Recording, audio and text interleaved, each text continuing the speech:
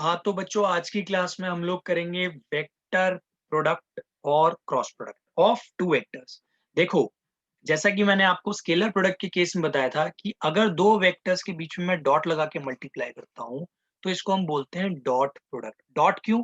क्योंकि इसकी रिप्रेजेंटेशन जो होती है ना, वो होती है डॉट के साथ। और स्केलर प्रोडक्ट, ये इसका दूसरा नाम स्केलर प्रोडक्ट क्यों था? क्योंकि इससे जो आंसर आता है ना, वो एक स्केलर क्वांटिटी आती है, यानी कि कोई वेक्टर क्वांटिटी आंसर में नहीं आती। यहाँ पे एग्जैक्टली ऑपोजिट है। यहाँ पे देखो आप, ये वेक्टर प्रोडक्ट लिखा है, यानी कि यहाँ पे जो आप अगर सॉल्व करोगे ना, आंसर जो आएगा वो आपका वेक्टर फॉर्म में ही आएगा। ध्यान रखना, वेक्टर फॉर्म में ही आंसर आएगा, राइट? यानी कि आई cap, J cap, K cap के टर्म्स में। अगर आपको याद हो, स्केलर क्वांटिटी के केस में एक परफेक्ट रियल नंबर आता था, ना कि आई कैप जे कैप आंसर में आता था। इसीलिए उसको स्केलर प्रोडक्ट बोलते थे। इसको वेक्टर प्रोडक्ट क्यों बोलते हैं? क्योंकि इसका answer I cap, J cap, K cap के फॉर्म में आएगा, राइट? क्रॉस प्रोडक्ट क्यों बोला जाता है? क्योंकि इसका जो हम ऑपरेशन यूज करते हैं, क्रॉस से यूज करते हैं। ठीक है तो प्रोडक्ट, बट कैसा है? क्रॉस से रिप्रेजेंट होता है। इस केस में डॉट से रिप्रेजेंट होता था, इसलिए डॉट प्रोडक्ट बोला जाता था। इसमें क्रॉस से रिप्रेजेंट होता है, तो cross product, vector product are the same things. Cross product बोला जाता है बिकॉज ये क्रॉस से रिप्रेजेंट होता है ये वाला प्रोडक्ट। और वेक्टर प्रोडक्ट इसी को इसलिए बोला जाता है क्योंकि इसका आंसर आपका वेक्टर फॉर्म में आता है। तो ये तो हो गया बेसिक इसके नाम से। तो देखिए, अब वेक्टर प्रोडक्ट की खासियत क्या है? आपको यहाँ पे मैं एक आराम से चीज समझाता हूँ, देखना एक बार। यहाँ पे ना, अगर आपको स्क्रू याद हो, स्क्रू रूल आपने पढ़ा हुआ है। Right hand, right hand thumb rule भी बोला जाता था उसको। राइट हैंड थंब रूल बोला जाता था। इसमें क्या होता था, या स्क्रू रूल भी बोला जाता था। अगर अगर आप क्या कहते हैं, स्क्रू को ओपन करते हो, क्लोज करते हो, देखो उसका ना एक वे होता है करने का। अगर आप उसको, अगर यहाँ पे बेटा थोड़ा इमेजिनेशन करनी पड़ेगी। अभी साथ-साथ में आप लोग करो। आप लोग क्या करोगे, अपने थंब को, राइट हैंड के थंब को क्या कहते हैं, ऊपर की डायरेक्शन में लो और अपनी फिंगर्स को ना, अपनी क्या कहते हैं, हथेली की तरफ कर्ल करो। ठीक है? तो मतलब ऐसे कर्ल हो जाएँगी, ऐसे। यहाँ पे आपका थंब जो है ऊपर जाएगा, ऊपर की डायरेक्शन शो कर रहा है, और आपकी जो फिंगर्स है वो एंटी क्लॉकवाइज डायरेक्शन में उसको टर्न करो। तो देखो इसका मतलब क्या हो रहा है, आप ना जब भी स्क्रू को इस डायरेक्शन में घुमाओगे ना, किसी भी स्क्रू को, तो वो हमेशा अपवर्ड मूवमेंट देगा स्क्रू। ठीक है? तो ये इसलिए इसका नाम है राइट हैंड थंब रूल भी बोलते हैं, राइट हैंड स्क्रू रूल भी बोलते हैं। तो अब इसका यूज़ यहाँ पे क्या है, ये समझो। देखो, यहाँ पे क्या है, मान लो आपका एक वेक्टर है ए वेक्टर और दूसरा वेक्टर है B vector. This is A vector, this is B vector, right? अब यहाँ पे आपको ये समझना है कि आपको मैंने एक बात बताई थी कि यहाँ पे जो आपका आंसर आएगा ना, जो आंसर आएगा वो आएगा वेक्टर के फॉर्म में, राइट? तो देखिए, जैसा बताया था, यहाँ पे आपका आंसर वेक्टर के फॉर्म में आएगा। एट द सेम टाइम आपको ये जानना है, यहाँ पे बेटा जो क्रॉस प्रोडक्ट आप निकालोगे ना, आपका जो भी आंसर आएगा ना, वो जो वेक्टर निकलेगा, नया वेक्टर आपको बताया था ना, इन दोनों को क्रॉस प्रोडक्ट निकालोगे। मान लो कि आपका एक आंसर आता है सी वेक्टर कुछ भी, तो बेटा ये जो वेक्टर आएगा ना, this will be mutually perpendicular to these two vectors. मतलब ये जो वेक्टर निकलेगा, ये ए वेक्टर के भी परपेंडिकुलर डायरेक्शन में होगा और बी वेक्टर के भी परपेंडिकुलर डायरेक्शन में होगा। इस बात को आपको ध्यान में रखना है, राइट? अब बात आ रही है थीटा की। अब देखो, मैं इसको यहां से लेके यहां तक कर्ल करता हूं, मान लो ये एंगल हो गया थीटा। ठीक है? तो यानी कि अब यहाँ पे जो आपका वेक्टर निकलेगा ना बेटा, वो इस डायरेक्शन में निकलेगा, राइट? क्योंकि आप ये एंटी क्लॉकवाइज डायरेक्शन ले रहे हो, ये जो सी वेक्टर बनेगा आपका इस डायरेक्शन में। तो मेन पॉइंट इंपॉर्टेंट यहाँ पे लिखने का क्या है, वेक्टर प्रोडक्ट, रुको यहाँ पे आप लिखोगे the vector obtained from vector product of two vectors will be mutually perpendicular to the will be mutually perpendicular to the given vectors, ठीक है, vector obtained from vector product of two vectors will be mutually perpendicular to the given vectors. Given vectors का मतलब ये, यानी कि यहाँ पे आप ये भी लिख सकते हो समझाने के लिए, vector obtained from vector product मतलब सी वेक्टर जो ऑब्टेन्ड हुआ है will be mutually perpendicular to the given vectors. कौन कौन से? ए वेक्टर और बी वेक्टर, इन दोनों के परपेंडिकुलर होगा, राइट।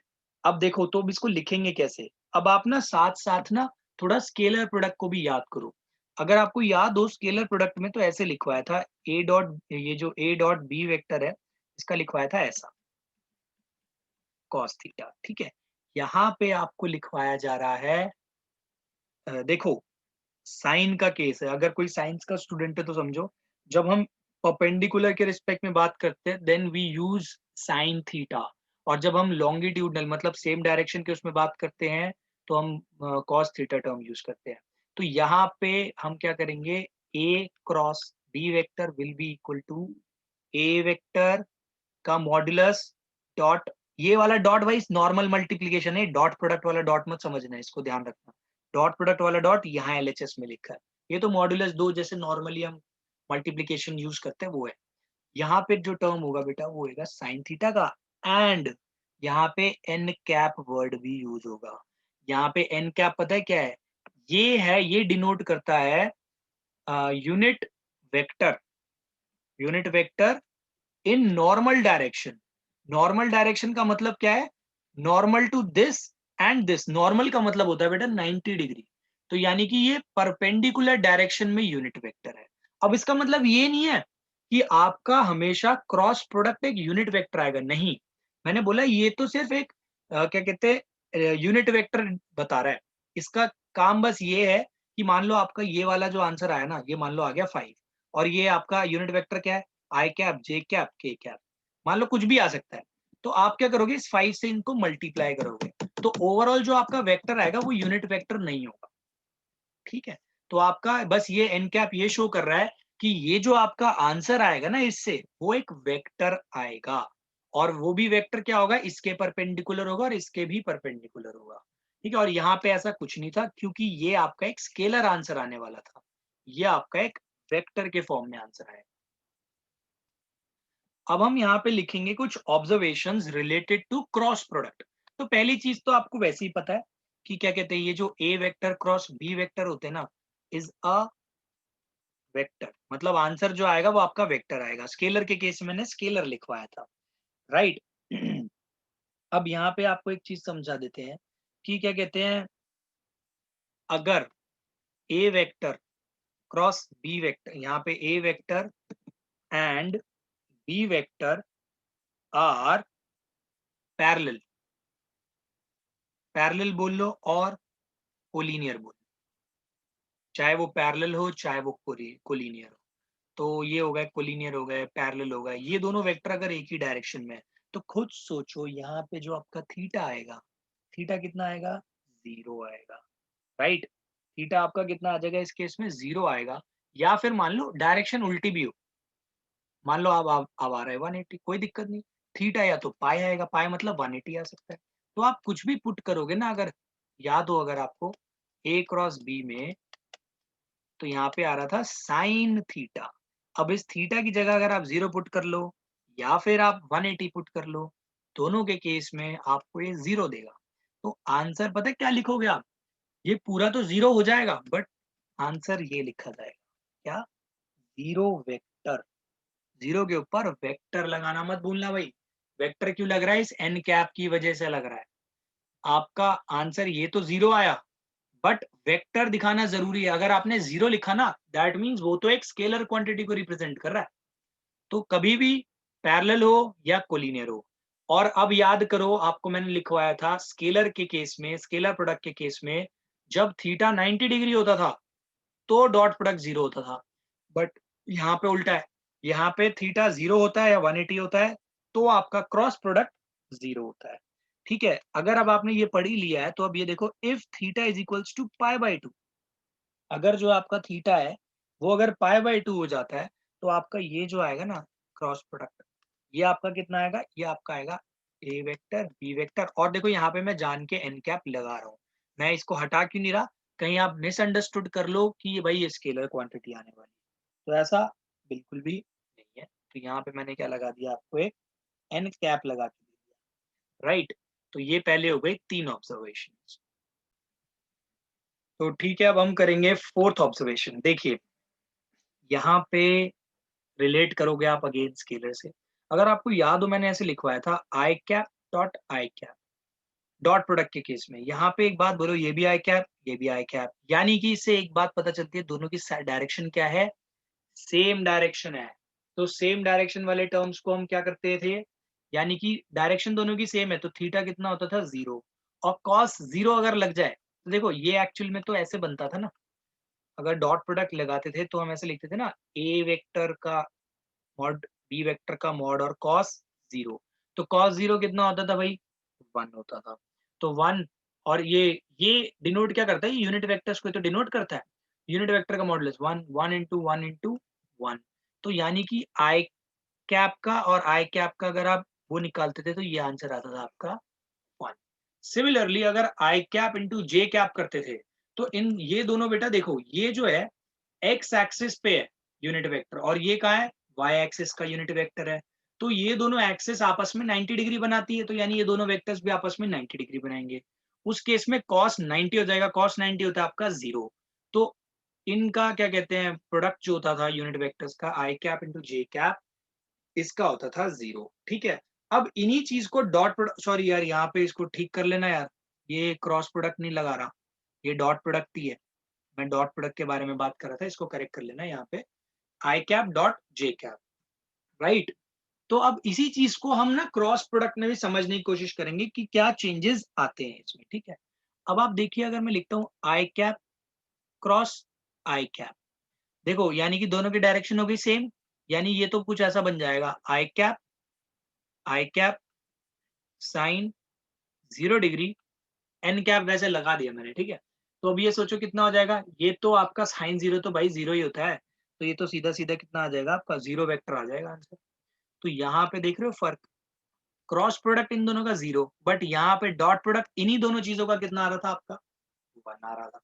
तो यहाँ पे ये डिफरेंस है क्रॉस प्रोडक्ट और डॉट प्रोडक्ट। तो रटने की कुछ जरूरत नहीं है, बस आपको ये याद रखना है कि भाई क्रॉस प्रोडक्ट के साथ साइन यूज होता है, डॉट प्रोडक्ट के साथ कॉस यूज होता है। अगर ये दोनों सेम है तो डायरेक्शन दोनों की सेम है, यानी कि एंगल दोनों का 0 डिग्री है दोनों के बीच का। तो साइन 0 कितना होता है, 0। तो रटने की भी जरूरत नहीं है, आप डायरेक्टली कर सकते हो। सिमिलरली जे के साथ अगर आप करो, जे क्रॉस जे, ये आपका आ जाएगा 0 वेक्टर। ऐसे ही के कैप क्रॉस के कैप, ये आपका कितना आ जाएगा, ये भी आ जाएगा 0 वेक्टर, राइट।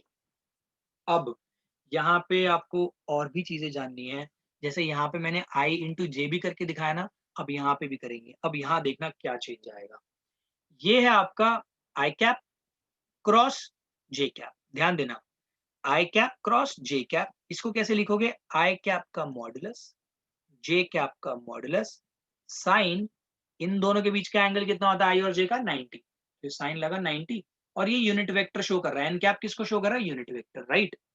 लेकिन आपको ये भी मैंने बताया था, ये unit vector in normal direction है, जो इसके और इसके परपेंडिकुलर है। तो ये क्या होगा, 1, ये भी क्या होगा 1, क्योंकि यूनिट वेक्टर के तो मॉडुलस 1 आते हैं। साइन 90 भी कितना हुआ, 1। लेकिन अब आप एक खुद बात सोचो, आई कैप और जे कैप, इसके ऐसा कौन सा वेक्टर है जो इन दोनों के नॉर्मल डायरेक्शन में आता होगा, और वो है बेटा के कैप। के कैप एक ऐसा वेक्टर है जो आई कैप और जे कैप के नॉर्मल डायरेक्शन में आता है, यानी दोनों के परपेंडिकुलर में आता है। तो इस केस में क्या हुआ, आई कैप क्रॉस जे कैप, ये आपका आएगा के कैप के बराबर। सिमिलरली आगे करेंगे इसको, जे कैप क्रॉस के कैप, ये कितना आएगा, आई कैप के बराबर, राइट। ऐसे ही के कैप क्रॉस आई कैप, ये आएगा जे कैप के बराबर। लेकिन अब यहाँ पे मैं आपको एक अच्छी सी चीज बता देना चाहता हूँ कि ये जो होते हैं ना, 5th ऑब्जर्वेशन ही मान लो इसको, कि vector product vector product are not commutative, are not commutative. इसका मतलब और कहाँ पे स्केलर तो कॉम्यूटेटिव थे, यानी कि यहाँ पे अगर आप जे कैप डॉट आई कैप भी करते ना तो भी आपका आंसर यही आता। ये कॉम्यूटेटिव नहीं है। इसका मतलब ये है कि ये जो होता है ना, इक्वल नहीं होते। अगर ऐसा आप चेंज कर दोगे ना, इसको उल्टा कर दोगे, तो बेटा ये जो साइन है ना माइनस का लग जाएगा। यानी कि क्या आएगा आपका, अगर आप इसको ऐसे कर देते हो तो it will be equal to B vector, sorry, negative negative of B vector cross A vector. तो ध्यान रखना, जब हम इसका उल्टा कर देंगे तो नेगेटिव आ जाएगा। ठीक है, ये डायरेक्शन की वजह से चेंज हो रहा है, इस वजह से ये टर्म ऐसा है। अब इसका यहाँ पे फर्क क्या पड़ेगा, ये मैं आपको भी सिखाऊंगा। अब यहाँ पे आप एक क्या कहते हैं, रूल समझो, साइक्लिक रूल है एक ये। ठीक है, इस रूल को समझना। यहाँ पे मैंने लिख दिया, चलो एक सेकंड, इसको मैं ढंग से बना देता हूँ आपके लिए। ये है ऐसा कुछ सर्कल सा है ये, आई cap, J cap, K cap. हाँ जी, तो ये आई कैप, जे कैप एंड ये है के कैप, राइट। अब ना इसकी आप एक डायरेक्शन फिक्स कर लो भाई, ऐसी डायरेक्शन है, हमेशा कौन सी डायरेक्शन चलेगी, एंटी क्लॉकवाइज, यानी कि इसको काउंटर क्लॉकवाइज डायरेक्शन भी बोला जाता है। काउंटर क्लॉकवाइज बोल लो या फिर एंटी क्लॉकवाइज बोल लो, इट्स अ सेम थिंग। ठीक है, यानी कि क्लॉक के ऑपोजिट डायरेक्शन, क्लॉक ऐसे चलती है, ये ऐसे डायरेक्शन में। ठीक है, अब इसका मतलब क्या है, इसका मतलब आपको यही रूल फॉलो करना है। अब देखो, आई से जे गए, यानी कि आपने काउंटर क्लॉकवाइज आई से जे गए, तो ये पॉजिटिव के कैप ही मिलेगा आपको आंसर। ठीक है, जब आप जे से के जा रहे हो, यानी कि देखो जे से के जा रहे हो सेम डायरेक्शन में, आंसर क्या मिलेगा आपको, आई कैप। ऐसे जब आप के से आई जा रहे हो तो आपको आंसर क्या मिलेगा भाई, जे कैप। बट अब सिचुएशन थोड़ी चेंज कर, मान लो मैंने स्टार्ट किया जे कैप क्रॉस आई कैप, जे कैप क्रॉस आई कैप। अब देखो, यानी कि मैं नॉर्मल डायरेक्शन की बजाय ऑपोजिट डायरेक्शन में जा रहा हूँ, आंसर तो बेटा के कैप आएगा बट नेगेटिव आएगा। ध्यान रखना, क्यों, क्योंकि मैं अब जे टू आई कन्वेंशनल डायरेक्शन छोड़ के ऑपोजिट डायरेक्शन फॉलो कर रहा हूँ, तो यहाँ पे नेगेटिव साइन आ जाएगा। I cap into J cap तो के कैप है, but J cap into I cap आपका नेगेटिव के कैप होगा। सिमिलरली अगर आप करते हो क्या कहते हैं, के कैप क्रॉस जे कैप, यानी देखो के से जे की तरफ उल्टा जा रहे हो, तो ये नेगेटिव आई कैप आ जाएगा। सिमिलरली आई कैप इंटू के कैप करते हो, आप आई से जे उल्टी डायरेक्शन लेके जा रहे हो, जो कन्वेंशनल डायरेक्शन के उल्टी है, तो आपका आंसर तो जे आएगा बट नेगेटिव जे कैप आएगा। तो ये रूल, काउंटर क्लॉकवाइज रूल आपको पता होना चाहिए इसका। अब आप डालिए सिक्स्थ ऑब्जर्वेशन, क्या कहते हैं सिक्स्थ ऑब्जर्वेशन, एक मैंने फिफ्थ भी कराई थी, वो रब कर दी थी, फिर आप आएंगे सिक्स्थ ऑब्जर्वेशन पे। तो यहाँ पे आप सिक्स्थ ऑब्जर्वेशन देखिए क्या होने वाली है कि ना, यहाँ पे देखो, आपने क्या कहते हैं ट्राइंगल के क्वेश्चंस भी आएंगे यहाँ पे कि एरिया ऑफ ट्राइंगल निकालने के लिए आएगा। आपको एक वेक्टर दिया जाएगा ए वेक्टर, आपको दूसरा वेक्टर दिया जाएगा बी वेक्टर, और आपसे बोलेंगे कि भाई ये जो ट्राइंगल फॉर्म हो रहा है इसका एरिया बताओ। तो बहुत सिंपल है भाई, ध्यान रखना, एरिया ऑफ ट्राइंगल का बहुत सिंपल तरीका है। एरिया ऑफ ट्राइंगल, ध्यान रखना, एरिया ऑफ ट्राइंगल क्या आएगा, हमेशा हाफ इंटू, ठीक है, modulus of A cross B, यानी आपको इन दोनों का क्रॉस प्रोडक्ट निकालना है। ऑफ कोर्स जब आप इसका क्रॉस प्रोडक्ट निकालोगे तो एक वेक्टर क्वांटिटी आएगी, मान लो सी वेक्टर आ गई। अब इसका मॉड्यूलस निकालना है और उसको क्या कर देना है, जस्ट उसको डिवाइड बाय 2 कर दो, आपको कुछ भी नहीं चेंज करना है इसके अंदर। ठीक है, ध्यान रखना, अगर कोई इसमें बोला जाए कि कुछ एक्स्ट्रा, वैसे तो एक्स्ट्रा कुछ नहीं पूछना है इसमें, बस आपको यही ध्यान में रखना है कि एरिया ऑफ ट्राइंगल आपका इससे निकलता है। ठीक है, जैसे आपने ये निकाला ना एरिया ऑफ ट्राइंगल, सिमिलरली यहाँ पे एक सेवेंथ ऑब्जर्वेशन डाल लो, एरिया ऑफ पैरेललोग्राम क्या होगा। तो अगर ट्राइंगल का याद है तो पैरेललोग्राम का तो एज इट इज याद हो जाएगा, आपको सिर्फ हाफ हटाना है। एरिया ऑफ पैरेललोग्राम क्या बनेगा, ए वेक्टर क्रॉस बी वेक्टर, जो भी आएगा आंसर उसमें आपको क्या करना है, बस मॉड्यूलस वर्ड डाल देना। ठीक है, तो ये हो गया आपकी क्या कहते हैं ऑब्जर्वेशंस, तो यहाँ तक हो गई कंप्लीट। अब हम लोग पढ़ेंगे प्रॉपर्टीज कुछ इंपॉर्टेंट। अब हम लोग पढ़ने वाले हैं कुछ प्रॉपर्टीज, और दो ही प्रॉपर्टीज हैं एक्चुअली, इंपॉर्टेंट है बट पहले तो मैंने आपको बता ही दिया था कि ये कॉम्पिटिटिव नहीं होते, जो कि स्केलर होते थे। ठीक है, स्केलर डिस्ट्रीब्यूटिव होते थे, और आपको जान के खुशी होगी ये भी डिस्ट्रीब्यूटिव होते हैं। तो यहाँ पे पहला, इट इज डिस्ट्रीब्यूटिव।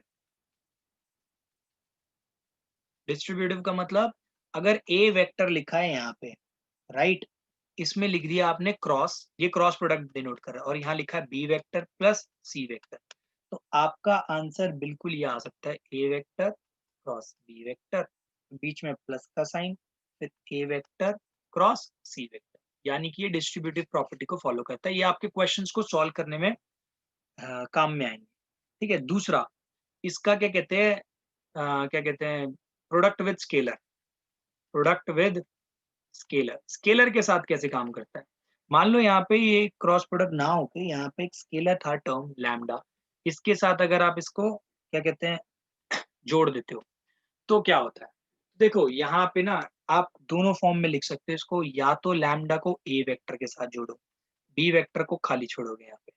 ठीक है, क्या कहने का मतलब है, लैम्डा को आप ए के साथ जोड़ लो, फिर बाद में क्रॉस प्रोडक्ट निकाल लो बी के साथ, या फिर आप लैम्डा क्या कहते हैं ए वेक्टर को खाली छोड़ सकते हो, क्रॉस प्रोडक्ट यहाँ पे क्या कहते हैं क्रॉस प्रोडक्ट निकाल लो लैम्डा बी वेक्टर के साथ। मतलब आप पहले लैम्डा को ए से मल्टीप्लाई कर सकते हो नॉर्मली जैसे करते हैं नॉर्मल, फिर क्रॉस प्रोडक्ट निकाल सकते हो बी के साथ, या फिर आप बी से लैम्डा को मल्टीप्लाई कर दो, क्रॉस प्रोडक्ट निकाल सकते हो आप ए के साथ। तो ये हो गई दो प्रॉपर्टीज। अब काफी इंपॉर्टेंट चीज पढ़ने वाले हैं, देखिए आपको मैंने ये बताया था डॉट प्रोडक्ट के केस में, याद होगा आपको, ये था cos थीटा, बट आपको साथ साथ ये बताया था ये ज्यादातर यूज नहीं होता डॉट प्रोडक्ट निकालने के लिए, क्योंकि ये टर्म्स हमें दिए कम जाते हैं। तो हम क्या यूज करते हैं, ये a1 a2 sorry a1 b1 plus a2 b2 plus a3 b3, ये यूज करते हैं, राइट। तो सिमिलरली यहाँ पे भी कुछ होना चाहिए भाई यूज करने के लिए, यहाँ पे a cap sorry a cross b। अब सिमिलरली भाई ये चीज तो यहाँ पे भी बार बार यूज नहीं हो पाएगी हमारी, राइट। तो यहाँ पे ये चीज तो हम नहीं यूज कर सकते, तो यहाँ पे क्या तरीका है निकालने का, तो यहाँ पे जैसे ये था, यहाँ पे देखो क्या है, यहाँ पे भाई मैट्रिसेस काम में आने वाला है। क्रॉस प्रोडक्ट को हम पता है हमेशा कैसे निकालते हैं, मैट्रिसेस के फॉर्म में निकालते हैं। ये है मैट्रिसेस सॉल्व करके, डिटर्मिनेंट सॉरी डिटर्मिनेंट के उसमें आई कैप लिखोगे पहली रो में, फिर जे कैप, फिर लिखोगे आप के कैप, राइट। फिर आपको ये तो पता ही है कि ए वेक्टर इस फॉर्म में देता है आपको, a1 आई कैप, a2 जे कैप, a3 के कैप, राइट। और आपको जो बी वेक्टर मिलेगा वो ऐसे मिलेगा, b1 आई कैप, b2 जे कैप प्लस b3 के कैप, है ना। तो आप यहाँ पे लिखोगे a1 a2 a3, यहाँ लिखोगे b1 b2 b3, तो ऐसे निकलेगा आपका क्रॉस प्रोडक्ट। अब ये नॉर्मल स्केलर की तरह चलेगा, लेकिन ध्यान रखना बेटा, आपका यहाँ जो आंसर आएगा ना, तो अगर आपको डिटर्मिनेंट वाली चीज अगर याद है, तो आपका देख लो आंसर कैसे आता है। आप क्या करते थे, चीजों को मल्टीप्लाई से, ये है डिटर्मिनेंट अगर याद हो तो हम इससे मल्टीप्लाई करते थे ना, तो मैं इस आई कैप को यहाँ लिख देता हूँ, फिर क्या करते थे इसको और इसको छोड़ देते थे, a2 इंटू ये इन दोनों का क्रॉस प्रोडक्ट सब्ट्रैक्ट किया जाता था, क्या लिखते थे आप a2 b3 minus a3 b2, और इसके साथ मल्टीप्लाई क्या होता था, ये वाला टर्म यहाँ पे लग गया ये आई कैप, राइट। फिर आप माइनस का साइन लगा देते, फिर जे कैप, तो जे कैप को मैं बाद में लिख दूंगा, फिर आप ये कॉलम और ये रो को छोड़ के इसको और इसको मल्टीप्लाई करते, क्या बनता है a1 b3 minus a3 b1, ठीक है, माइनस a3 b1, तो ये आपका लग जाएगा जे कैप इसके साथ। फिर ऐसे ही लास्ट में प्लस करते थे, फिर इसको और इसको छोड़ते थे, a1 b2 minus a2 b1, और ये लग जाएगा आपका के कैप। तो ये फॉर्मूला याद रखने की बजाय आप क्या याद रखोगे, आप डिटर्मिनेंट वाला पार्ट याद रखना, डिटर्मिनेंट वाला पार्ट याद रहेगा तो आप इजीली इसको सॉल्व कर पाओगे। अब आप सोचोगे कि सर ये आया कहाँ से डिटर्मिनेंट वाला पार्ट, तो देखो जैसे मैंने आपको ये सिखाया था कि ये कैसे आया, सेम चीज आप इसको कर सकते हो क्रॉस प्रोडक्ट में यूज करके कैसे। चलो खैर वैसे अभी वो बताना तो ठीक रहेगा नहीं, क्योंकि बहुत ज्यादा लंबा हो जाएगा वो प्रोसीजर आपको सिखाना, बट मैं बता देता हूँ कि यहाँ पे डिस्ट्रीब्यूटिव प्रॉपर्टी फिर आप यूज कर सकते हो, कि जैसे कि एक ए क्या कहते हैं, ए वेक्टर क्रॉस बी वेक्टर। आप इसको ऐसे लिख सकते हो ना, A1 आई कैप प्लस B1 जे कैप, फिर ऐसे क्या कहते हैं C1 के कैप, C1 कह रहा हूँ सॉरी यार, A1 A2 जे कैप A3 के कैप। फिर इसको क्या कहते हैं, क्रॉस प्रोडक्ट निकालना है यहाँ पे किसके साथ, B1 आई कैप B2 जे कैप B3 के कैप इसके साथ। अब यहाँ पे आप बेटा डिस्ट्रीब्यूटिव प्रॉपर्टी आपको बताया था यूज कर सकते हो। तो जब आप सारी चीजें ऐसे सॉल्व करने बैठोगे ना डिस्ट्रीब्यूटिव प्रॉपर्टी लगा के, जब आप देखोगे कि भाई साइन के साथ जीरो आ रहा है, मतलब ये और ये जब ये दोनों आपस में मल्टीप्लाई होंगे तो जीरो टर्म मिलेगा। तो ओवरऑल जब आप सॉल्व करोगे तो आपको कुछ ऐसा टर्म मिल जाएगा, और ऐसा टर्म मैं ऐसे लिख सकता हूँ। अगर इस ये टर्म बनता है आपका, तो आप इसको किसकी फॉर्म में लिख सकते हो, डिटर्मिनेंट की फॉर्म में इजीली लिख सकते हो। तो आपको बस याद कितना रखना है, ए क्रॉस बी वेक्टर, कभी भी आपको क्रॉस प्रोडक्ट निकालना हो दो वेक्टर्स का, और वो वेक्टर्स इस फॉर्म में आपको दे रखे हो, तो आपका काम क्या है, सिंपली बस ये फॉर्मूला लगाना और इसको सॉल्व कर देना। आपका आंसर फाइनली एक वेक्टर फॉर्म में आ जाएगा। That's it. अब यहाँ पे ना मैं आपको एक चीज और समझा देता हूँ कि चलो ये वाली चीज तो अभी हम इस पे बेस्ड एक क्वेश्चन करने ही वाले हैं, बट उससे पहले मैं आपको एक चीज याद दिलाता हूँ। जब डॉट प्रोडक्ट ऐसे होते थे ना हमारे, तो हम ऐसे लिखते थे ना, कॉस थीटा। आपको मैंने ये सिखाया था, अगर आपको एंगल निकालना हो तो आप कैसे निकालोगे एंगल, ये डॉट प्रोडक्ट अपॉन नीचे ये is equals to cos theta, right. आपको कॉस थीटा निकालना सिखा दिया, तो थीटा कैसे निकलेगा, अगर आपके पास डॉट प्रोडक्ट है या ये सारी चीजें अवेलेबल हैं, तो आप इजीली एंगल निकाल सकते थे। एंगल क्या हो जाता, एंगल हो जाता cos inverse A vector dot B vector upon A vector B vector, right. लेकिन अब मानो इससे निकालना हो, तो इसमें ना एक फर्क आ जाएगा, और वो फर्क क्यों आएगा ये भी मैं आपको समझाने वाला हूँ। देखो, ये तो आपका ये होता है, राइट। अब यहाँ पे पंगा डाल रहा है ये एन कैप यूनिट वेक्टर। अब आपको ये भी पता है कि देखो इस साइड में ये स्केलर क्वांटिटी थी, ये नीचे की भी स्केलर क्वांटिटी थी, तो बात सॉल्व हो जाती है। आपका जो आंसर आता ना, कॉस थीटा की वैल्यू बेटा एक स्केलर क्वांटिटी तो होती है, एक नंबर ही तो होता है। कॉस थीटा का कभी आंसर वेक्टर फॉर्म में थोड़ी आ सकता है। तो ये चीज तो यहाँ पे ओके थी, क्योंकि ऊपर भी स्केलर क्वांटिटी नीचे भी। ऊपर स्केलर क्यों, क्योंकि डॉट प्रोडक्ट आपका स्केलर ही आता है। बट यहाँ पे ये तो भाई आपका वेक्टर क्वांटिटी होगी, तो आप इसको ऐसे ले जा ही नहीं सकते। तो आप क्या करते हो, दोनों साइड में मॉड ले लेते हो, राइट। मॉड लो, इधर भी मॉड आ गया, इस पूरे का मॉड ले लो। अब आप एक बात सोचो, ये आ गया ए वेक्टर, ये आ गया बी वेक्टर, इसका मॉड, राइट, ये आ गया मॉड में, इज इक्वल्स टू इसका तो डबल मॉड हो जाएगा, कोई फर्क नहीं पड़ता, सिंगल मॉड भी चल जाएगा। मतलब मॉड का मॉड लोगे तो भाई मॉड ही आने वाला है। सेम इसके लिए, इसका भी आपको कुछ नहीं करना, साइन थीटा ही रहने देना। लेकिन इसका जो आएगा मॉड, ध्यान रखना भाई, मतलब ये भी साइन थीटा मॉड में ही रहेगा, ऑफ कोर्स ये आंसर पॉजिटिव आपका हमेशा पॉजिटिव आएगा। लेकिन ये जो है यूनिट वेक्टर का मॉडुलस निकालते हैं ना, तो वन आता है।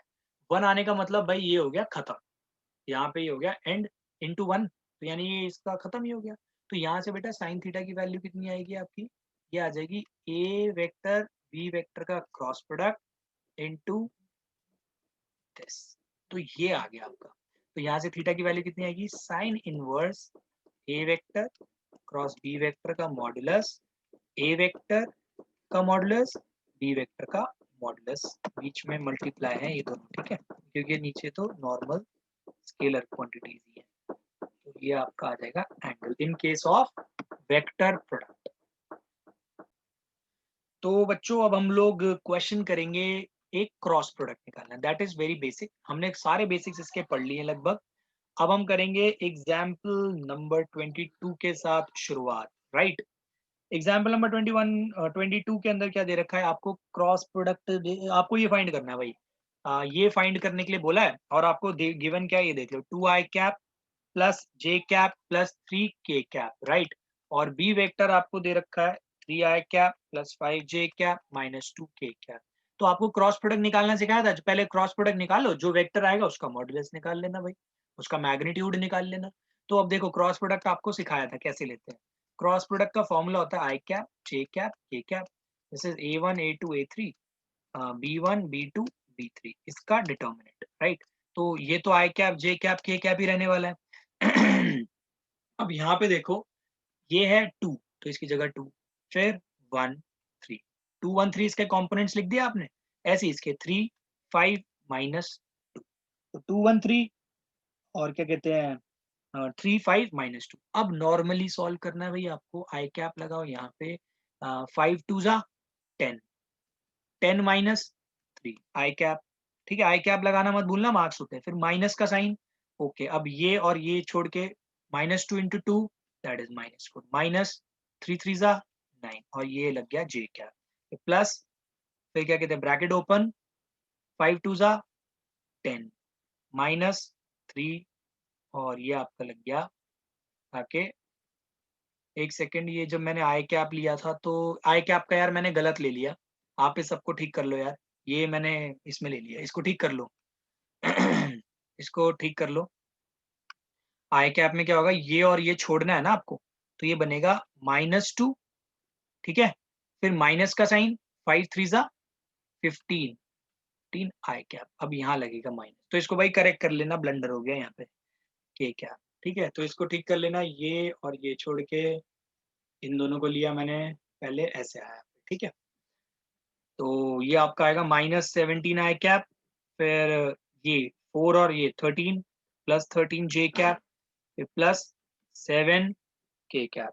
तो ये तो बेटा जो आपका आंसर आया है, ये वेक्टर प्रोडक्ट है, और ऑफ कोर्स ये किसकी उसमें आया है, क्या कहते हैं, वेक्टर के फॉर्म में आया है, ठीक है, वेक्टर के फॉर्म में आया है।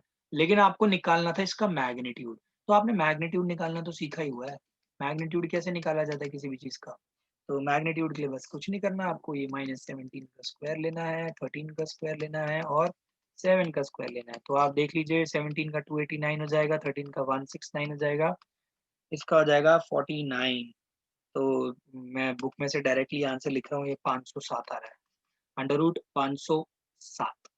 तो इसको सिर्फ इतना ही छोड़ देना। अब देखिए, अब हम लोग करेंगे एग्जाम्पल नंबर 23। अब देखो, अब आप सीखोगे कि अभी मैंने आपको जितने भी कॉन्सेप्ट बताया, देखो ये क्वेश्चंस में कैसे आ रहे हैं।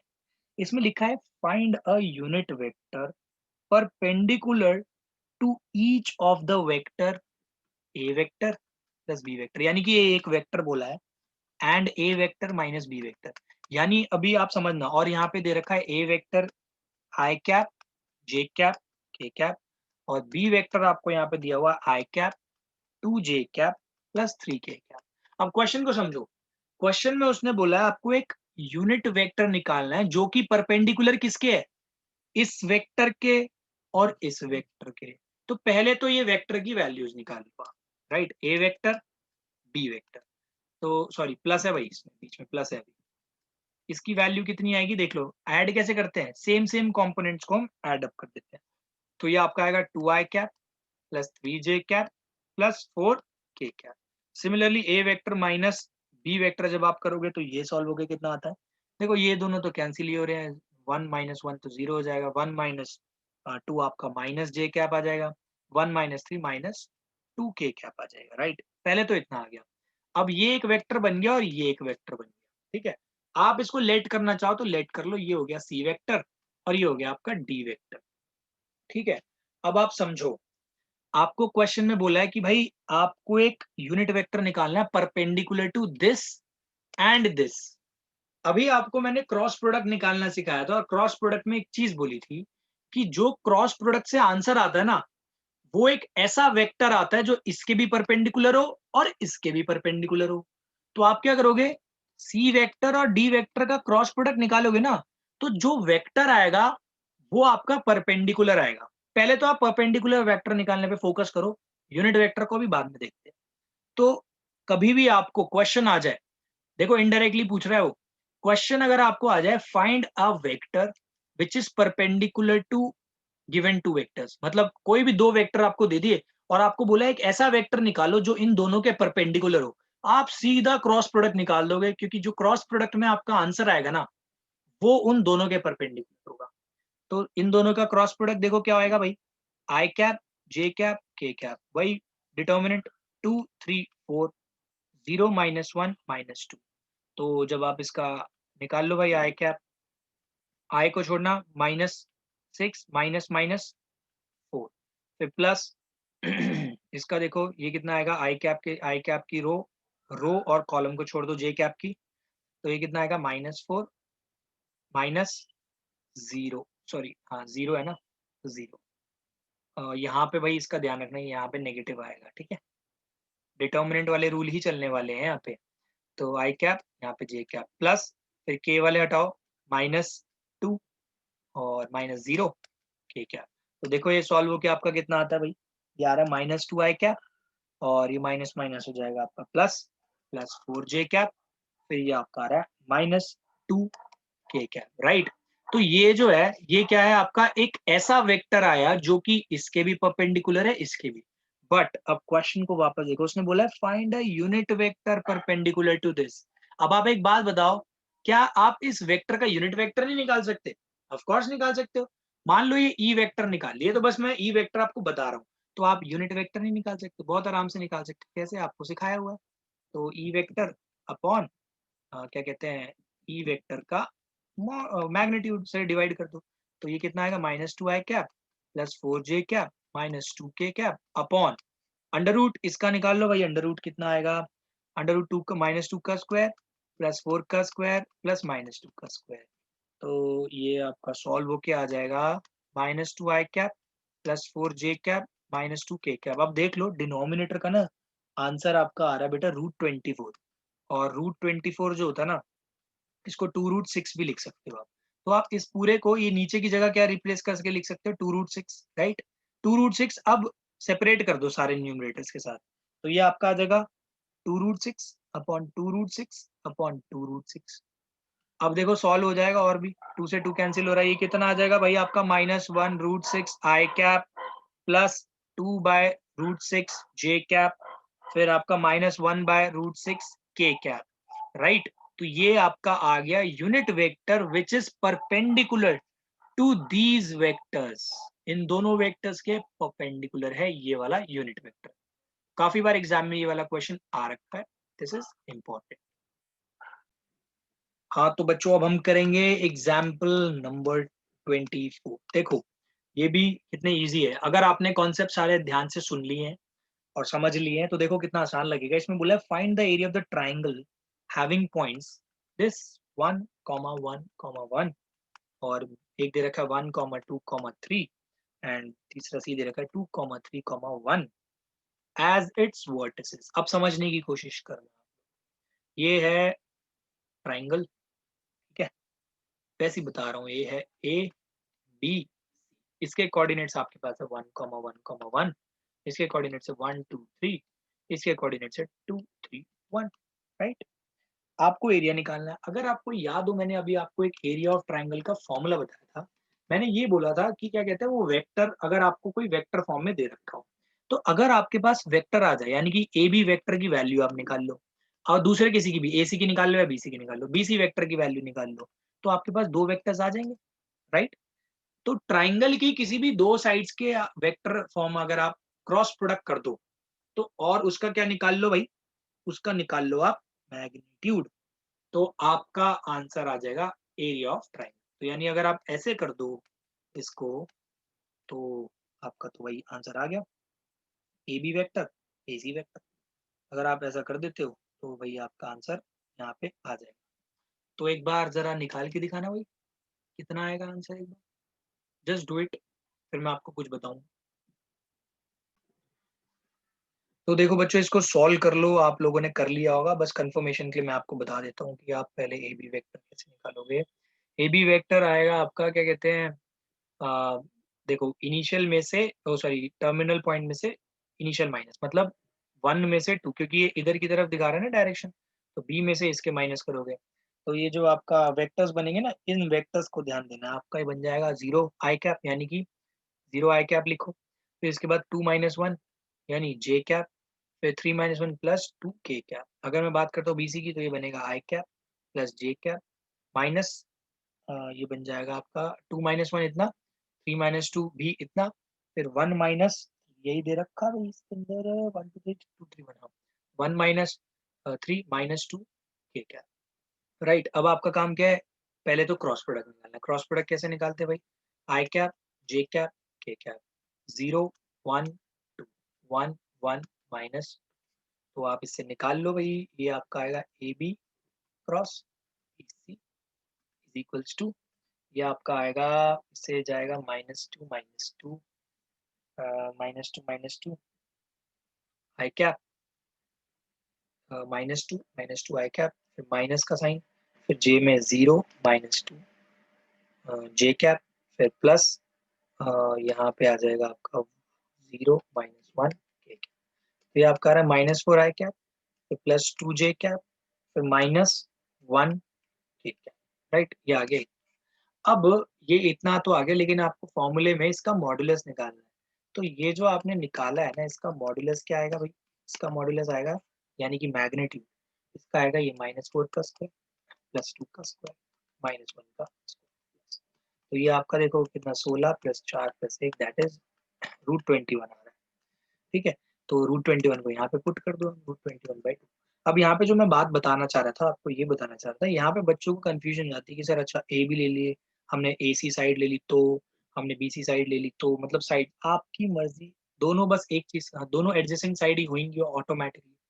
कोई भी दो एडजेसेंट साइड्स लो, उनके साथ आप क्या कहते हैं, क्रॉस प्रोडक्ट निकाल के मॉडुलस निकालो और डिवाइड बाय 2 कर दो। तो इसमें कंफ्यूजन नहीं होनी चाहिए कि बच्चों को आ जाती है कि अच्छा यार ए बी है और एसी लूं या एबी के साथ बीसी लूं, कौन सा पेयर लूं? तो आप कोई सा भी दो, कोई से भी दो पेयर ले लो। बुक के अंदर देख लो, आप एबी और एसी से निकाला हुआ है, लेकिन आप बुक में देखोगे तो चलो ठीक है, बुक का भी लगभग आपका बिल्कुल सेम ही आंसर आया, ऑफ कोर्स सेम ही आएगा आंसर तो।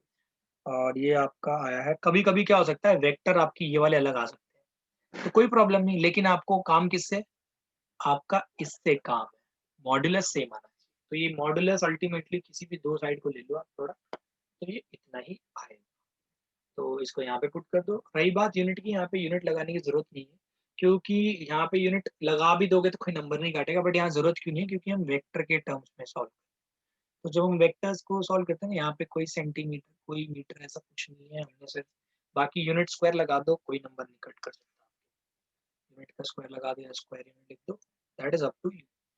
तो अगर आपको ये समझ में आ गया है तो आप एग्जाम्पल नंबर 25 भी अपने आप से कर सकते हो। क्यों? क्योंकि उसके अंदर आपको दे रखा है पैरेललोग्राम, तो ये तो और भी ज्यादा आसान हो गया।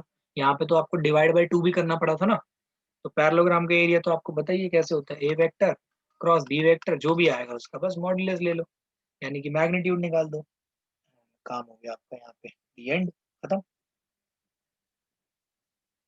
तो यहाँ तक आपके होगा एग्जाम्पल नंबर 25 तक पूरा सॉल्व। अब आती है हमारी सीधी एक्सरसाइज 10.4। तो अब देखो, मैं यहाँ पे आपके साथ एक्सरसाइज 10.4 डिस्कस कर लेता हूँ। यहाँ पे क्वेश्चन हम कैसे करेंगे इसको देखें। तो यहाँ पे मैं पूरे सॉल्व नहीं करने वाला, ऑफ कोर्स जो क्वेश्चन डायरेक्टली हो रहे हैं मैं आपको यहाँ से गाइड करूंगा कि कैसे करना है।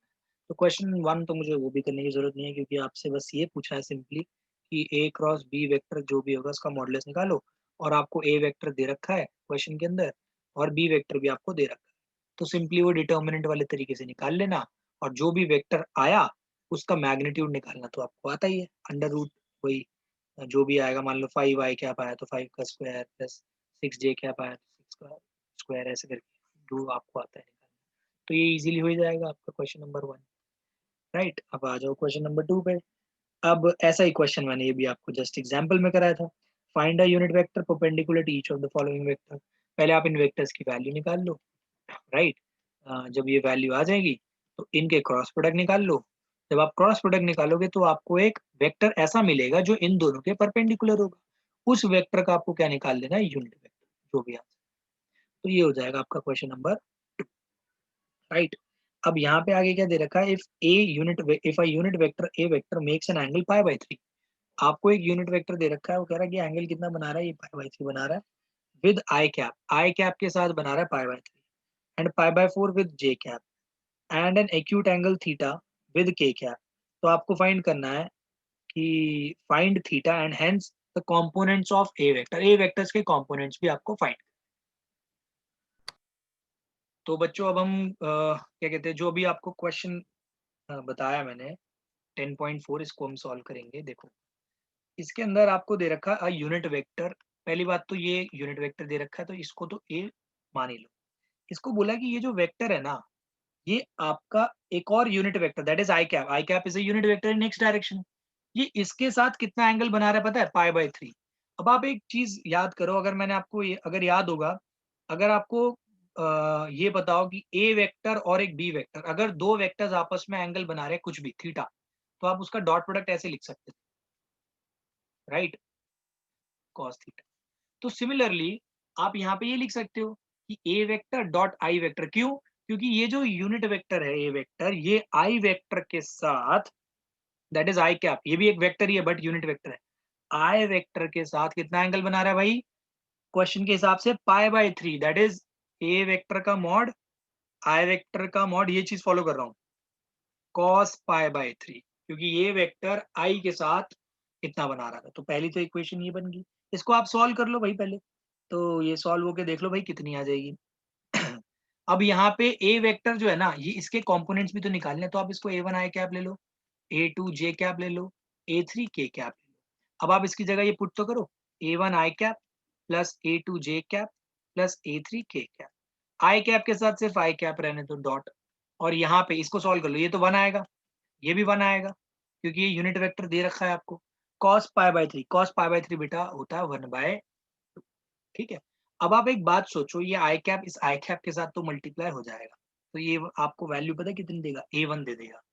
लेकिन ये आई कैप जे कैप के साथ जब मल्टीप्लाई होगा तो याद होगा आपको डॉट प्रोडक्ट में क्या होता था, ये 0 बन जाती थी क्वांटिटी। या इस आई कैप को ना बेटा आप ये भी लिख सकते थे, 0 जे कैप प्लस 0 के कैप डॉट प्रोडक्ट। तो a1 सिर्फ इसके साथ ही मल्टीप्लाई हो सकता है, तो ये a1 इंटू आई कैप कितना हो जाएगा? a1। ध्यान देना भाई, ये आई कैप सिर्फ इसके साथ मल्टीप्लाई होगा, इनके साथ कोई मल्टीप्लाई होने के कोई टर्म्स ही नहीं है, तो ये तो 0 हो गया अल्टीमेटली, तो यहाँ बच गया सिर्फ a1, और यानी a1 की वैल्यू कितनी आ गई आपकी? 1/2। सिमिलरली आपको बोला है a1 आई कैप प्लस a2 जे कैप प्लस a3 के कैप, ये जे कैप के साथ कितना एंगल बना रहा है?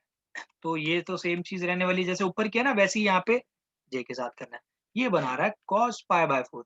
अब यहाँ पे ध्यान क्या रखना है भाई आपको, ये जे कैप सिर्फ इसके साथ मल्टीप्लाई होगा, बाकी सारे टर्म्स तो 0 हो जाएंगे, तो ये बचेगा सिर्फ a2, ये बनेगा a2, तो ये आपका आ जाएगा 1 इंटू कॉस पाई बाय 4 की वैल्यू आपको पता होनी चाहिए, ये होती है 1/√2, तो a2 की वैल्यू आपकी कितनी आ गई?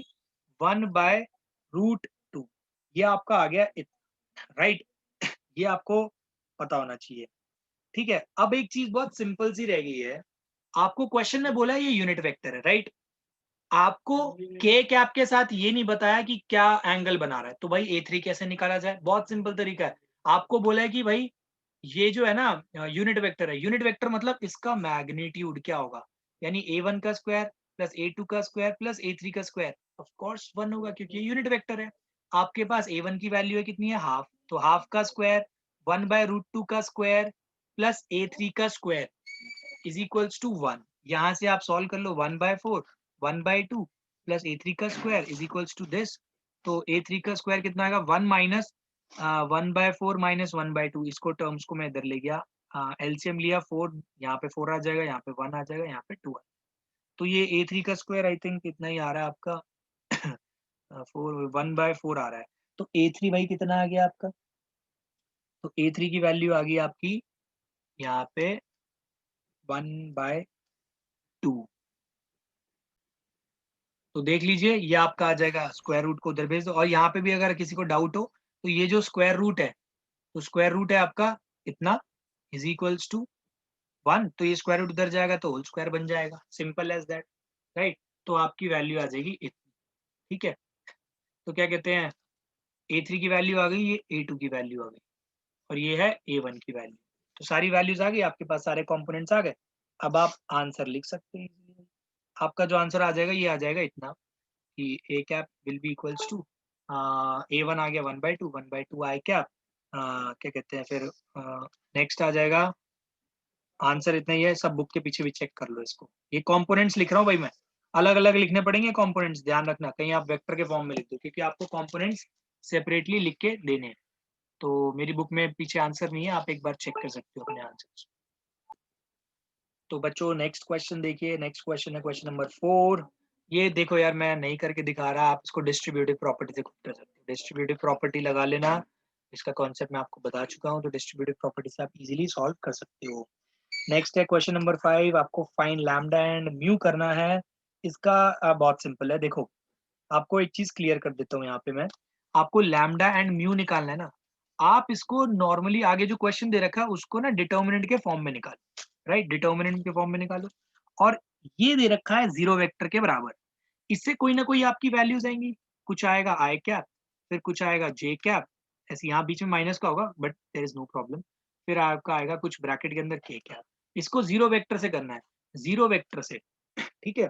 तो ये ध्यान रखना, यहाँ पे ना कोई भी आपके लैम्डा या म्यू के टर्म्स में आएगा, यहाँ पे भी आ सकता है, यहाँ पे भी आ सकता है, जो भी टर्म आएगा उसको इक्वेट कर देना जीरो से। क्यों? क्योंकि बेटा जीरो वेक्टर क्या होता है, जीरो आई कैप, जीरो जे कैप, जीरो के कैप। और अगर ये वेक्टर जीरो वेक्टर के बराबर है तो इसके कंपोनेंट्स इसके कॉरेस्पॉन्डिंग कंपोनेंट्स के बराबर होंगे।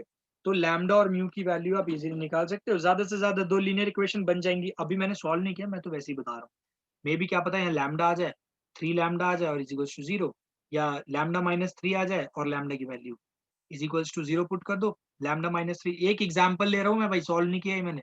अगर यहाँ पे आ गया लैम्डा माइनस 3, तो लैम्डा माइनस 3 को आप 0 से इक्वेट कर देना, क्योंकि ये 0 वेक्टर के बराबर है, तो लैम्डा की वैल्यू आ गई 3। सिमिलरली आपके पास लैम्डा या म्यू मे बी आपकी लीनियर इक्वेशन बन जाए दो, ये लैम्डा और म्यू के टर्म्स में, ये भी, तो आप इसको इजीली सॉल्व कर सकते हैं।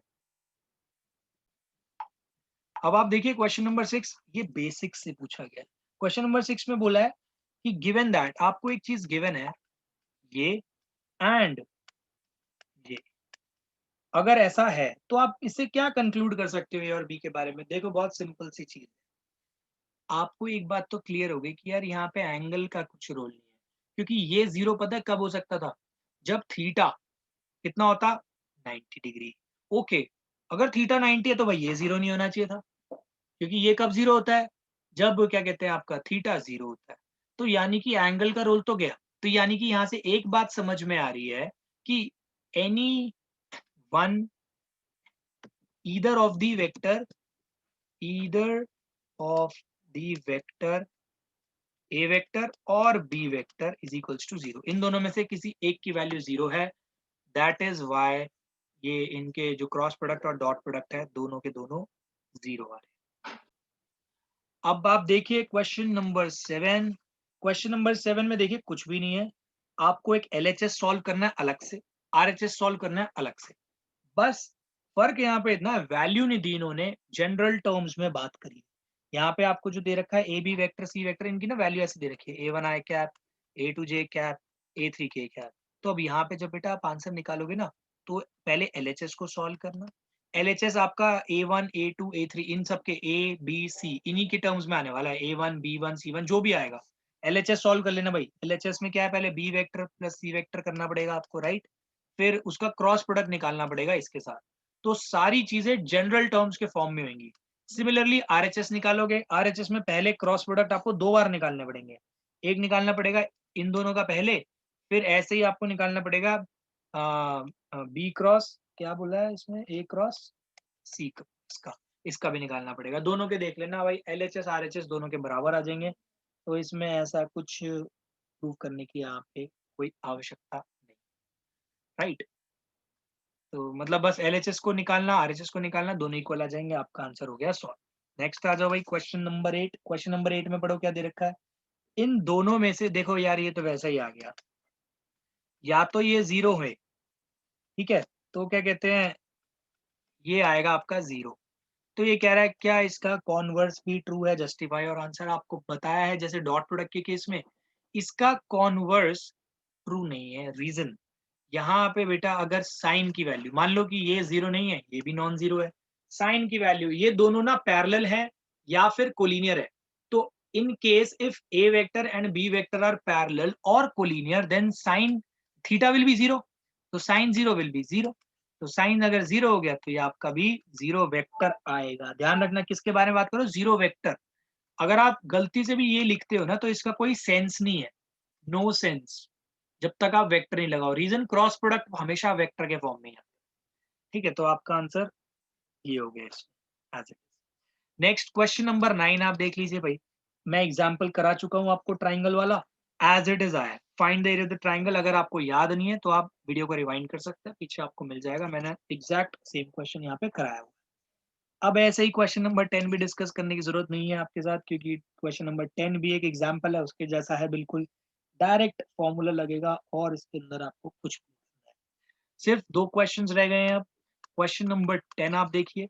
क्वेश्चन नंबर 10 में क्या दे रखा है, find the A sorry let the vectors A vector B vector such that, आपको ऐसा दिया है कि इनके मैग्नीट्यूड दे दिए, और मैग्नीट्यूड आपको कितने दिए, √2/3। Then A vector cross B vector is a unit vector if the angle, अच्छा आपको ये बोला है कि देखो कितना सिंपल सा है, ये और ये यूनिट वेक्टर कब होंगे, अगर एंगल क्या होगा। एक बात सोचो, इसका आंसर आपने ऐसे लिखते, राइट, थीटा एन क्या, तो सिंपल सी बात सोचो, ये होगा 3, ये होगा √2/3, तो यहाँ पे साइन थीटा की वैल्यू ऐसी क्या आए कि आपका यूनिट वेक्टर आंसर आए, इससे तो ये कैंसिल हो रहा है। तो आप सोचो, ये वैल्यू 1 लानी है आप, ये 1 कब आएगी, जब साइन थीटा की वैल्यू कितनी हो, 1/√2, तभी तो √2 से √2 कैंसिल होगा, और साइन थीटा की वैल्यू बेटा √2 कब होती है, 45 डिग्री पे। तो यानी कि 45 क्या होता है, थीटा आपका आ जाएगा यहाँ पे π/4। π/4 का मतलब ऑप्शन नंबर बी। फिर से सुन लो, इसमें क्वेश्चन में आपको ये मैग्नीट्यूड दिया था, ये मैग्नीट्यूड दिया था, आपको बोला कि ये जो क्रॉस प्रोडक्ट है ना, ये यूनिट वेक्टर किस एंगल पे बनेगा। तो क्रॉस प्रोडक्ट का फॉर्मूला पहले ये वाला अप्लाई हो रहा है, देख लो यहाँ पे, यहाँ पे डिटर्मिनेंट वाला अप्लाई क्यों नहीं हुआ, क्योंकि यहाँ पे एंगल और मॉडुलस की बात करी थी, तो आपने यही फॉर्मूला अप्लाई किया। आपने as it is value put करी, इसकी वैल्यू यहाँ पुट करी। अब आ रहा है √2 साइन थीटा, तो बेटा ये एन कैप तो यूनिट वेक्टर है, तो ये यूनिट वेक्टर कब रहेगा, जब ये साइन थीटा और ये 2 कट के 1 हो। ये कब हो सकते हैं, जब साइन थीटा की वैल्यू 1/√2 हो, और 1/√2 वैल्यू कब आती है, जब थीटा 45 पे होता है, 45 मतलब π/4। तो ये हो गया आपका क्वेश्चन नंबर 10। अब रह गया आज की क्लास का last question, that is question number 12। इसमें बोला है area of rectangle having the vertices A B C D with position vectors. अच्छा भाई, यहाँ पे देख लो आपको क्या दिए हैं भाई, पोजीशन वेक्टर। तो भाई एक चीज का जरूर ध्यान रखना है, यहाँ पे कंफ्यूज करने के लिए क्या किया है, इन्होंने पोजीशन वेक्टर दिए हैं। पोजीशन वेक्टर मतलब इससे पहले बेटा आपको लाइन का वो निकालना पड़ेगा। अब यहाँ पे ना आपको एक सिंपल सी बात बता दूं, ए बी सी डी, सबसे पहले आपको ये पता होना चाहिए कि भाई ये क्या है, ये एक पैरेललोग्राम ही तो है। तो अगर आपके पास ए का पोजीशन वेक्टर है, बी का है, सी का है, तो बेटा पहले आप ए बी वेक्टर निकालना। कुछ बच्चे क्या सोचते हैं कि भाई ये वेक्टर दे रखा है, इसको ए वेक्टर ले लेंगे, दूसरे वाले को बी वेक्टर, नहीं। ये आपको ना, मेरा कहने का मतलब समझो, पहले वाले को बच्चा जो पहला वेक्टर दे रखा है उसको बच्चे ले लेते सीधा ए वेक्टर, फिर दूसरे वाले को ले लेते बी वेक्टर, फिर कहते हैं अच्छा यार इसका क्रॉस प्रोडक्ट निकाल दो, और ऐसे खत्म। नहीं, ये बेटा आपको ये लाइन होती है, अगर आपको पता हो तो ये लाइन होती है, लाइन का वेक्टर होता है, ना कि पोजीशन वेक्टर। तो आपका काम क्या है, पहले इस पोजीशन वेक्टर से ए बी वेक्टर निकालना। अभी आपको ये दिया था, ऐसे ही आप बी सी वेक्टर निकाल लो। जब ये दोनों आ जाएंगे तो क्या करना है आपको, सिंपल एज दैट, दोनों का क्रॉस प्रोडक्ट निकालना है, और क्रॉस प्रोडक्ट निकाल के इसका कर देना है, मैग्नीट्यूड निकाल देना है। तो आपका आ जाएगा फाइनल आंसर। पीछे से मैच कर लेना, आंसर आपको बिल्कुल मिल जाएगा, दैट्स इट। तो बच्चों ऐसे हमने कंप्लीट किया है अपना वेक्टर प्रोडक्ट का टॉपिक, ठीक है। तो आपको मैंने पूरे एग्जांपल्स भी करा दिए, मैंने पूरी एक्सरसाइज भी डिस्कस कर ली है। इसके बाद भी अगर आपको कोई डाउट हो, प्लीज कमेंट सेक्शन में मुझे बताइए। अगर कोई ऐसा कॉन्सेप्ट है जो बच्चों को क्लियर नहीं हो रहा है, मैं उस पर एक वीडियो बनाने की जरूर कोशिश करूंगा। एंड अगर आपको ये वीडियो समझ में आया हो, अच्छा लगा हो, please help your friends also, तो उनके साथ भी शेयर करें, और इस वीडियो को लाइक करें। प्लीज आप, अगर आप नए हो तो हमारे चैनल को सब्सक्राइब करना ना भूले, hit the bell icon also. You can also follow us on Facebook and Instagram. तो मिलते हैं नेक्स्ट वीडियो में, तब तक के लिए thanks for watching yogic classes.